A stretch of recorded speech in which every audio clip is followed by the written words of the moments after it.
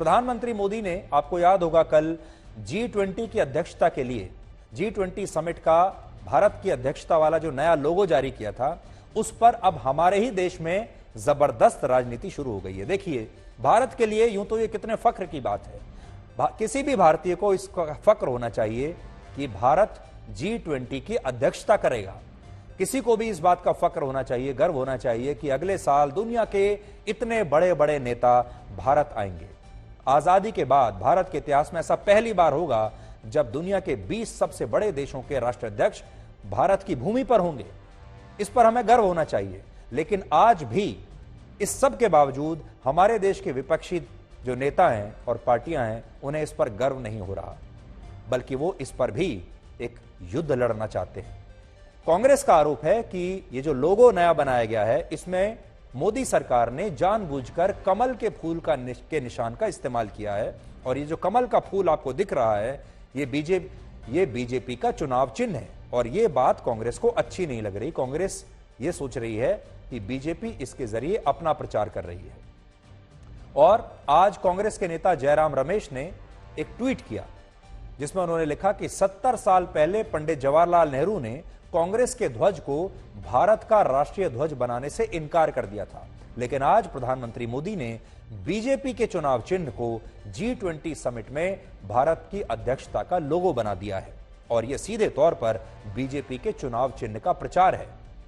हालांकि बीजेपी ने इन आरोपों को गलत बताया है और कहा है कि कमल का फूल भारत में राष्ट्रीय प्रतीकों में आता है, राष्ट्रीय चिन्हों में से एक है और यह भारत का राष्ट्रीय पुष्प है, इसलिए इसे सिर्फ बीजेपी के चुनाव चिन्ह के रूप में नहीं देखा जाना चाहिए। ये G20 में जिस तरह से कमल के फूल का इस्तेमाल किया जा रहा है और एक ढंग से उसका राजनीतिकरण हो रहा है, वो गलत है। वैसे उनको कष्ट भले ही हो, परंतु यह सत्य है कि यदि हमें इंटेलेक्चुअल सुपर पावर बनना है या इकोनॉमिक सुपर पावर बनना है, तो लक्ष्मी जी भी कमल पर विराजती हैं और सरस्वती जी भी कमल पर विराजती हैं।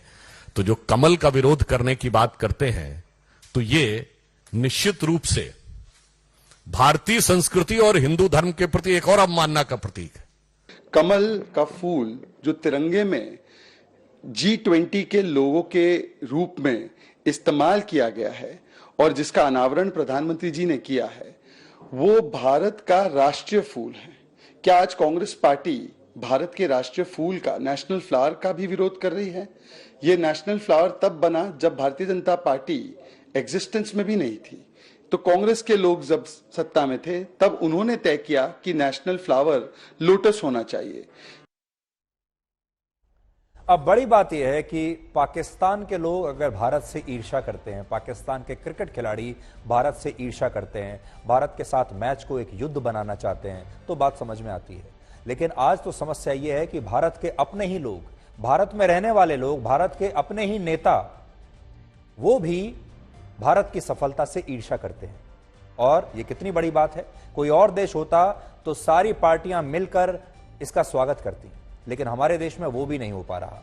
भारत को 1 दिसंबर से G20 की अध्यक्षता मिलने वाली है और इसी के लिए कल प्रधानमंत्री मोदी ने इसका नया लोगो और इसके नए थीम का अनावरण किया था और वो थीम यही है जो इस समय हम आपकी स्क्रीन पर चला रहे हैं।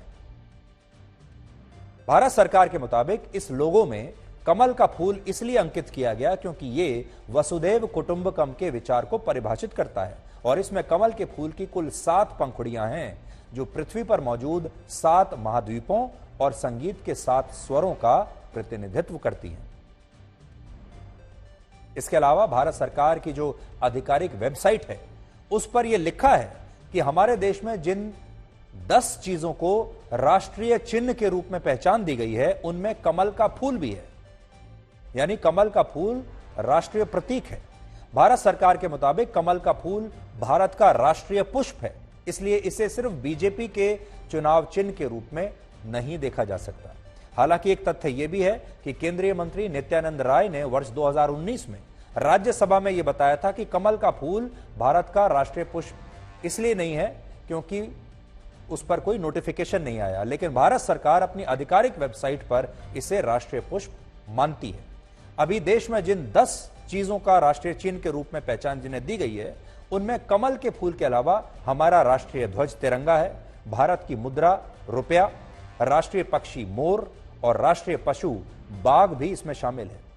कांग्रेस भले ही G20 के लोगों में कमल का फूल इस्तेमाल करने का विरोध कर रही है, लेकिन कड़वा सच यह है कि कमल का फूल बीजेपी का चुनाव चिन्ह होने से कहीं पहले भारत की संस्कृति का एक अभिन्न हिस्सा हमेशा से रहा है और भारत की पुरानी सरकारें भी कमल के फूल का अलग अलग मौकों पर प्रयोग करती रही हैं। जैसे वर्ष 1954 में जब संयुक्त राष्ट्र का स्थापना दिवस था, उस समय पंडित नेहरू की सरकार ने ही एक विशेष डाक टिकट जारी किया था जिस पर यही कमल का फूल अंकित था। उस जमाने की डाक टिकट आपको दिखा रहे हैं, इसमें भी कमल का फूल है।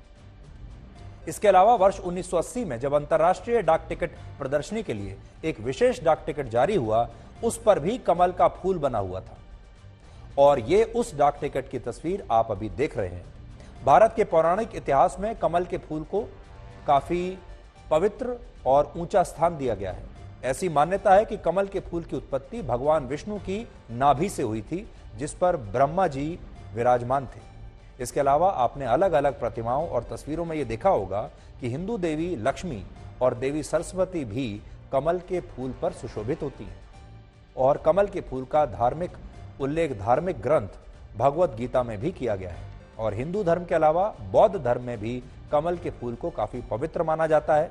इसमें कहा गया है कि कमल का फूल शरीर, वचन और मन के शुद्धिकरण का प्रतीक है। कहने का मतलब यह है कि कमल के फूल की पहचान सिर्फ बीजेपी के चुनाव चिन्ह तक सीमित नहीं है, बल्कि यह भारत की हजारों साल पुरानी संस्कृति का भी एक प्रतीक हमेशा से रहा है और कांग्रेस को यह बात समझनी होगी, नहीं तो इतिहास पढ़ना होगा। एक कड़वी सच्चाई यह भी है कि कांग्रेस पार्टी ने भी आजादी के समय अपने ध्वज को मामूली बदलाव के साथ राष्ट्रीय ध्वज बना दिया था। वर्ष 1921 में विजयवाड़ा में हुए भारतीय राष्ट्रीय कांग्रेस के अधिवेशन में पिंगली वेंकैया ने महात्मा गांधी को लाल और हरे रंग के एक ध्वज का डिजाइन दिखाया था, जिसमें लाल रंग हिंदू समुदाय का और हरा रंग मुस्लिम समुदाय का प्रतिनिधित्व करता था। और तब गांधी जी के सुझाव पर पिंगली वेंकैया ने शांति के प्रतीक सफेद रंग को कांग्रेस के इस ध्वज में शामिल किया था और इसमें चरखे को भी बीच में जोड़ा गया था, क्योंकि गांधी जी चरखे को ब्रिटिश हुकूमत के खिलाफ क्रांति का प्रतीक मानते थे। इसलिए इसे, ये जो आपकी स्क्रीन पर है, ये तिरंगा दिख रहा है, लेकिन ये उस समय कांग्रेस पार्टी का ध्वज था। और इसमें जो उस समय का जो आइडिया था वो सर्वधर्म समभाव का आइडिया था, जिसमें केसरिया रंग हिंदुओं के लिए है, हरा रंग मुसलमानों के लिए है, सफेद रंग शांति के लिए है। वर्ष 1931 में इस ध्वज में कुछ और बदलाव किए गए और इसमें लाल रंग की जगह केसरिया रंग को जोड़ा गया, क्योंकि केसरिया रंग को हिम्मत, त्याग और बलिदान का प्रतीक माना जाता है। और फिर जुलाई 1947 में संविधान सभा में पिंगली वेंकैया द्वारा डिजाइन किए गए इसी तिरंगे को राष्ट्रीय ध्वज के रूप में अपनाया गया, लेकिन कुछ समय बाद इस तिरंगे में कुछ बदलाव किए गए और इसमें से चरखे को हटाकर चरखे की जगह बीच में अशोक चक्र को शामिल किया गया।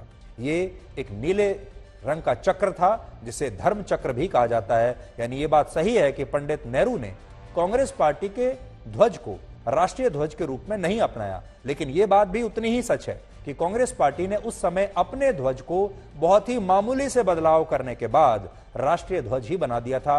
यानी रंग सेम रहा, उसका डिजाइन बिल्कुल सेम रहा और सिर्फ बीच में चरखे को हटाकर अशोक चक्र लगा दिया गया। सिर्फ इतना बदलाव किया गया।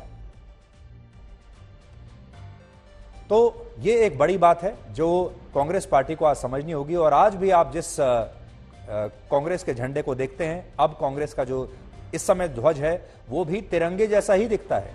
और अब उस चरखे की जगह कांग्रेस पार्टी ने अपना हाथ का जो निशान है, जो उनका चुनाव चिन्ह है, अब उसे वहां पर लगा दिया है। तो अगर आप कांग्रेस पार्टी के ध्वज को देखेंगे तो काफी हद तक वो हमारे देश के तिरंगे जैसा ही दिखता है।